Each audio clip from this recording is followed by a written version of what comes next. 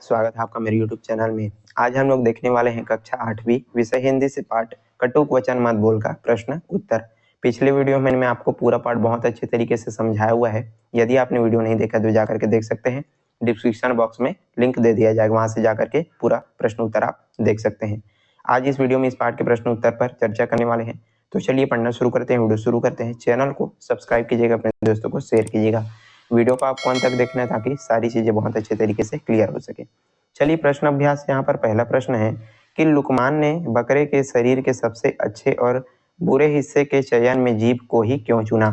जब लुकमान को बोला जाता है कि बकरे का सबसे अच्छा जो चीज है उसको लाओ, तो जो है जीभ को लाते हैं। बुरा चीज हिस्सा लाने के लिए कहते हैं तो भी वो जो है जीभ को लाता है। तो अच्छे और बुरे हिस्से के चयन में वो जो है जीभ को ही क्यों चुनता है, ये आपको पूछा जा रहा है। चलिए इसका उत्तर देखते हैं।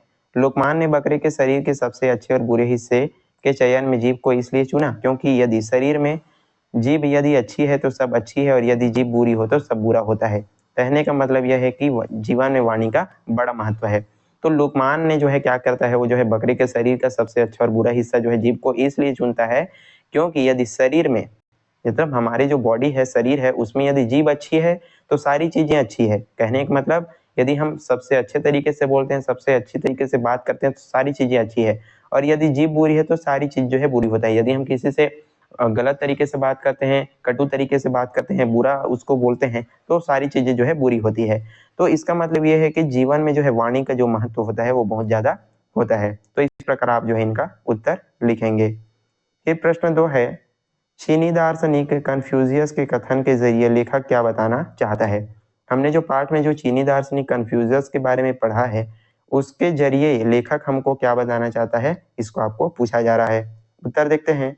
चीनी दार्शनिक कन्फ्यूशियस के कथन के जरिए लेखक बताना चाहता है कि जीभ लचीली होती है, दांत कठोर होता है। जिसमें लचीलापन होता है, जो नम्र होता है, वह अधिक समय तक जीता है, और यह वाणी की विनम्रता को बताया गया है। यहाँ पर जो है वाणी की जो विनम्रता है उसको बताया गया है। जो चीनी दार्शनिक कन्फ्यूशियस है वो कहता है कि जो दांत है वो कैसा होता है, कठोर होता है, और जो हमारी जो जीभ है वो कैसी होती है, लचीली होती है। तो यहाँ पर जिसमें जो लचीलापन पाया जाता है, जो नम्र होता है, वो बहुत अधिक समय तक जीता है। इसी कारण से हमारा जो दांत है वो जल्दी झड़ जाता है। और इसी को इस कथन के माध्यम से लेखक यहाँ पर बताते हैं कि यहाँ पर हमारी जो वाणी की विनम्रता है उसके बारे में बताया गया है। यदि हम सबसे अच्छे तरीके से बात करें, सबसे अच्छे से पेश आए, तो सारी चीजें अच्छी रहती है। तो इस प्रकार आप जो इनका उत्तर लिखेंगे। फिर प्रश्न 3 है, लेखक ने हृदय तोड़ने वालों को क्षमा न देने की बात क्यों कही है। यानी कि जो व्यक्ति हमको जो है ठेस पहुंचाता है, जो हमको जो है बुरा भला बोलता है, तो उसको जो है क्षमा न, हृदय तोड़ने वाला जो हमारे हृदय को जो है चोट पहुंचाता है, तो उसको क्षमा न देने की बात जो है लेखक क्यों कहता है, ये आपको पूछा जा रहा है। चलिए इसका उत्तर देखते हैं। जब हम अपनी वाणी से किसी को आहत करते हैं और उसके बाद उसके हृदय को जोड़ना कठिन होता है। जब हम किसी को बुरा भला बोलते हैं, किसी को अपशब्द बोलते हैं, तो उसको जो है बहुत ही क्या होता है, तकलीफ होता है, उसके हृदय पर चोट लगती है, और उसके बाद उसके हृदय को जोड़ना क्या हो जाता है, कठिन हो जाता है। हमारे द्वारा बोले गए कटु शब्द व्यक्ति को बहुत अधिक क्या कर देता है, व्याकुल कर देता है। यदि हम किसी को बुरा भला बोलते हैं तो हमें तो नहीं पता कि वो जो है क्या होता है, लेकिन सामने वाले को बहुत ज्यादा क्या लगता है, वो जो है दर्द पहुंचाता है, व्याकुल कर देता है। इसलिए लेखक ने ऐसे लोगों को क्षमा न देने की बात कही है। इसलिए लेखक कहता है कि ऐसे लोगों को क्षमा नहीं करना चाहिए। तो हमें को क्या करना चाहिए, हमको जो है सबसे अच्छे से बोलना चाहिए, मधुर वचन और मीठे वचन हमको लोगों से कहना चाहिए, बोलने चाहिए। प्रश्न 4 है, किसी के द्वारा प्रयोग किए गए कठोर वचन शरीर में चुभते हैं क्यों, उदाहरण के साथ स्पष्ट कीजिए। कोई भी व्यक्ति क्या करता है, कठोर वचन जो है बोलता है, तो जो है हमारे शरीर में चुभता है। कैसे चुभता है, उदाहरण के साथ आपको जो है यहाँ पर बताना है। तो कठोर वचन सुन करके व्यक्ति का जो हृदय है वो व्याकुल हो जाता है। कठोर वचन तीर के समान व्यक्ति के हृदय पर प्रहार करता है, जिसकी चुभन हमेशा रहती है। तो यहाँ पर जो है, जो भी यदि हम कठोर वचन जो है बोलते हैं और कठोर वचन सुनने वाला जो व्यक्ति रहता है उसके हृदय पर क्या होता है, वो जो है व्याकुल हो जाता है। कठोर वचन जो है तीर के समान उस व्यक्ति के हृदय पर प्रहार करता है। जो तीर होता है उसी की तरह जो कठोर वचन है, जो कटु वचन है, वो उस व्यक्ति को क्या कर देता है, घायल कर देता है, और उसकी जो है चुभन है वो रहती है। और यहाँ पर आप जो है उदाहरण के रूप में जो है जो राजा है और जो ज्योतिष है उसका जो उदाहरण यहाँ पर लिख सकते हैं।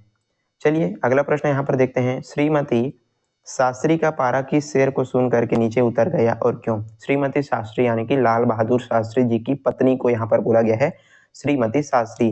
तो उनका पारा यानी कि उनका जो गुस्सा है किस शेर को सुन करके नीचे उतर गया और क्यों उतर गया, हमने पाठ में इसको आप जो है पढ़ा हुआ है। चलिए इसका उत्तर देखते हैं, बहुत ही सरल है।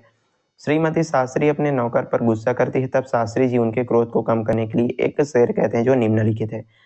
एक नौकर रहता है उनके घर में, तो जो है उनसे जो है कुछ गलती हो जाता है उस नौकर से। तो श्रीमती शास्त्री यानी कि लाल बहादुर शास्त्री जी की पत्नी उस पर अपने नौकर पर बहुत ज्यादा गुस्सा हो जाती है।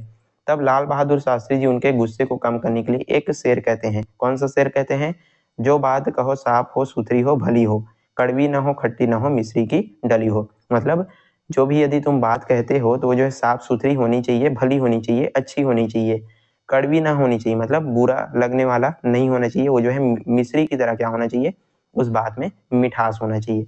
तो ये जो शेर है वो लाल बहादुर शास्त्री जी अपनी पत्नी के गुस्से को कम करने के लिए कहते हैं। इस प्रकार आप जो है उत्तर लिखेंगे। फिर प्रश्न 6 है, श्री लाल बहादुर शास्त्री ने शेर के माध्यम से अपनी पत्नी को क्या समझाने का प्रयास किया, स्पष्ट कीजिए। लाल बहादुर शास्त्री जी शेर के माध्यम से अपनी पत्नी को क्या समझाना चाहते थे, क्या समझाने का वो जो है प्रयास कर रहे थे, इसको आपको स्पष्ट करना है, पूछा जा रहा है। चलिए इसका उत्तर देखते हैं।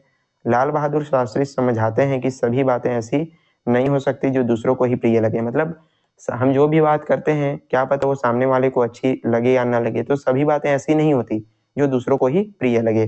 सत्य कभी कभी कड़वा होता है, कुछ बातें कहनी ही पड़ती है। चलो ठीक है, सत्य कभी कभी जो है कड़वा होता है, लेकिन हमको कुछ बात कहनी भी पड़ती है। कोई व्यक्ति यदि बुरा है, गलत जो है, तो उसको समझाने के लिए हमको जो है कभी कभी सत्य बोलना पड़ता है। किंतु ऐसे अवसर पर हमें होना चाहिए कि बात भी कह दी जाए और दूसरों को बुरा भी ना लगे। यदि हम किसी व्यक्ति को बोलना ही है तो हमको इस प्रकार से बोलना चाहिए कि हमारी बात भी उस तक पहुंच जाए और उसको बुरा भी ना लगे। तो इस प्रकार हम जो है अपनी बात उस तक पहुंचा सकते हैं। फिर प्रश्न 7 है, दोनों ज्योतिषियों ने राजा को एक ही बात कही, उनके कहने के तरीके में आपको क्या अंतर लगता है? राजा जो है सपना देखता है कि उसका जो दांत है वो टूट गया है, वो जो है ज्योतिषियों के पास जाता है, तो दोनों ज्योतिषी उसको जो है दो एक ही बात कहते हैं। और उनके कहने के तरीके में आपको क्या क्या अंतर लगता है, हमने इसको जो है पाठ में बहुत अच्छे तरीके से पढ़ा है। तो चलिए इसका उत्तर देखते हैं। पहले ज्योतिषी ने अपने बात सीधे सीधे बुरे वचनों में कहा, जिससे राजा को दुख हुआ। तो पहला जब राजा जो है पहले ज्योतिष के पास जाता है, तो जो पहला ज्योतिष रहता है उस राजा को सीधा सीधा बोल देता है, बुरे तरीके से बोलता है, बुरे वचन में बोलता है। इससे राजा को क्या होता है, दुख होता है। वही दूसरे ज्योतिष ने अपनी बात प्रिय और मधुर तरीके से प्रस्तुत किया और राजा खुश हुआ। अब जब राजा जो है दूसरे ज्योतिष के पास जाते हैं, तो जो दूसरा ज्योतिष है वो अपनी बात को बहुत अच्छे तरीके से, प्रिय तरीके से, मधुर तरीके से राजा के सामने प्रस्तुत करता है। इससे राजा को क्या होती है, खुशी होती है। तो इस प्रकार जो है दोनों ज्योतिषों के बात में हमको अंतर दिखाई देता है। फिर प्रश्न 8 है, लोकप्रिय बनने के लिए आपको क्या करना होगा? यदि आपको लोगों के बीच प्रिय बनना है तो आपको क्या करना होगा, आपको पूछा जा रहा है। लोकप्रिय बनने के लिए हमें अपनी वाणी में मधुरता, लचीलापन और प्रेम लाना होगा, कटु वचन का त्याग करना होगा। यदि हमको लोगों के बीच प्रिय बनना है तो हमको अच्छे से बोलना होगा, मधुरता, और हमारी वाणी में क्या होना चाहिए, लचीलापन होना चाहिए, प्रेम होना चाहिए, और हमको बुरे वचनों का, कटु वचनों का क्या करना चाहिए, त्याग करना चाहिए। इस प्रकार हम जो है लोकप्रिय बन सकते हैं। और यहीं पर आज का हमारा जो वीडियो है समाप्त होता है। हमने बहुत अच्छे तरीके से आपको पूरा प्रश्न उत्तर समझा दिया। यदि वीडियो पसंद आए तो लाइक कीजिएगा, ज़्यादा से ज़्यादा शेयर करना है, और चैनल पर नए तो जरूर सब्सक्राइब कर लीजिएगा। पूरा पाठ बहुत अच्छे तरीके से समझाया हुआ है, डिस्क्रिप्शन बॉक्स में लिंक है, वहाँ से जा करके पूरा पाठ समझ सकते हैं। चलिए आज के लिए बस इतना ही, मिलते हैं इसी प्रकार के अन्य वीडियोज़ के साथ। तब तक के लिए पढ़ते रहिएगा। धन्यवाद।